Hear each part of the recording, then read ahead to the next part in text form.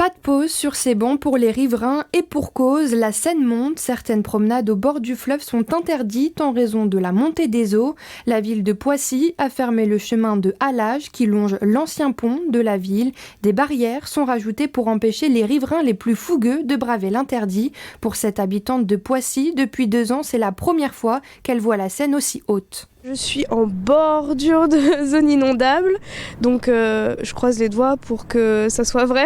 Et quand je me balade donc souvent avec mon chien ici, j'ai vu que ça a beaucoup bougé et je me suis dit il y a énormément de maisons en zone inondable, donc c'est vrai que ça peut être un peu inquiétant. Un autre habitant de Poissy observe l'augmentation du niveau de la Seine avec son petit-fils.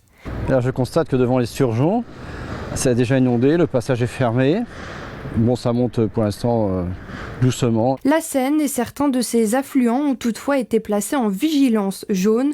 L'Esturgeon, le restaurant le plus proche du fleuve, a connu d'autres événements marquants.